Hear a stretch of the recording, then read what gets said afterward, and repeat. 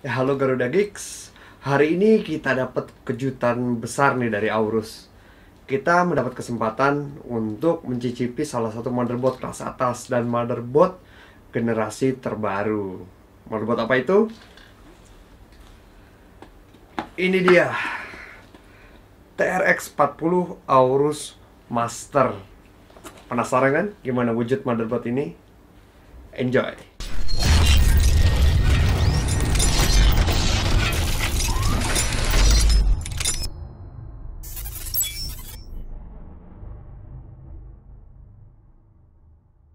Sedikit disclaimer dulu, dalam sesi ini kami tidak memiliki prosesor, cooler, RAM yang support digunakan dalam motherboard ini. Jadi, kita hanya menikmati keindahan salah satu motherboard kelas atas dari Aorus. Nah, sebelumnya gue mau kasih info dulu nih.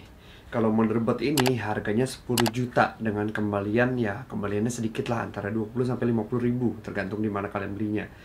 Jadi buat kalian rakyat-rakyat jelata yang bilang power supply harga 1 juta itu mahal, mending menyingkir dulu aja. Yang pertama adalah packaging. Tampilan box khas digunakan pada lini kelas atas motherboard Aorus lainnya.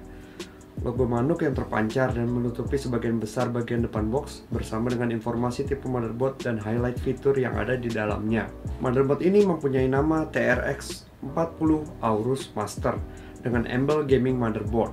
Di bagian depan juga di-highlight beberapa fitur, yaitu PCIe 4.0 ready, Wi-Fi 6 ready, dan Direct 16 plus 3 digital power.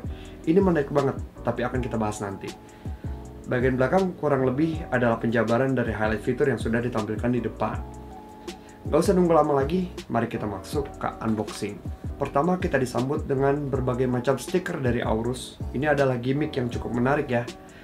Kebanyakan motherboard kelas atas memberikan gimmick seperti ini. Banyak sekali stiker-stiker yang membuat kece lah dipajang di mana-mana. Dan di motherboard ini juga ada. Ini oke banget buat motherboard kelas atas.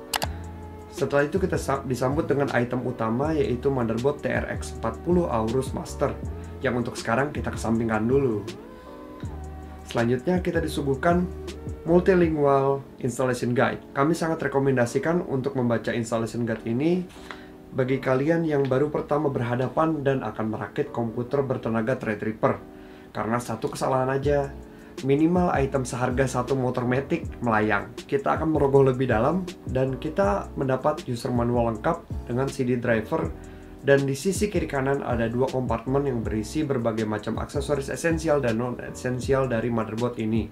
Antara lain 4 kabel SATA, 1 antena Wi-Fi, 1 JIT connector atau front panel adapter, 1 kabel ARGB adapter, 1 kabel extension RGB, 1 unit pendeteksi suara, 2 velcro Aorus, 2 thermistor kabel atau pendeteksi suhu, dan 3 paket baut dan standoff M.2. Jangan lupa, kita juga mendapat emblem Aorus yang super kece. Akhirnya kita masuk ke menu utama, yaitu TRX 40 Aorus Master. Impresi pertama, wow, berat. Memang nggak seberat kakaknya yang seri ekstrim, tapi cukup berat, mengingat banyaknya heatsink, heat pipe, serta backplate yang tertanam di motherboard ini. Perlu kalian tahu kalau motherboard ini menggunakan soket STRX 4, yang artinya motherboard ini hanya bisa digunakan oleh prosesor Threadripper generasi 3. Ya emang sih, walaupun soketnya kelihatan identik, tapi AMD menegaskan karena adanya perubahan konfigurasi pin membuat motherboard TRX 40 hanya dapat digunakan oleh third generation Threadripper prosesor. Saat pertama lihat ada beberapa hal unik nih dari penempatan soket yang ada di motherboard ini. Hal yang pertama gue notice adalah penempatan CPU power connector. Tidak seperti biasanya yang ada di sisi kiri atas, tetapi ada di sisi kanan atas bersama dengan CPU fan yang biasanya ada di posisi kiri atas juga. Soket front panel yang biasanya ada di bagian bawah motherboard dipindahkan ke bagian kanan motherboard berdekatan dengan 24 pin ATX power connector. Sebenarnya bukan hal negatif sih, tetapi hanya perlu beberapa adjustment dalam pemasangan motherboard ini. Motherboard ini mempunyai 8 slot RAM dengan konfigurasi quad channel, dan Aorus klaim Kalau motherboard mereka dapat support DDR4 XMP up to 4400 plus and beyond. Berarti bisa di atas 4400, super banget ya. Dan Aorus juga klaim kalau lebih dari 1000 konfigurasi RAM stick dari berbagai brand yang sudah divalidasi dan teruji kompatibilitasnya dengan motherboard ini. Selanjutnya motherboard ini jelas sudah mendukung PCIe 4.0 di berbagai slot PCIe-nya, baik itu di M.2 slot dan di PCIe expansion slot. Motherboard ini memiliki 5 expansion slot yang masing-masing 2 PCIe x 16, 2 PCIe x 8, 1 PCIe x 1. Aorus juga menyediakan 3 M.2 yang semuanya support PCIe 4.0 dengan heatsink metal dan mendapat pendinginan dari chipset fan. Aorus juga menyediakan 8 slot SATA dengan angle menyamping, memudahkan saat cabling dan menjadikan lebih rapi.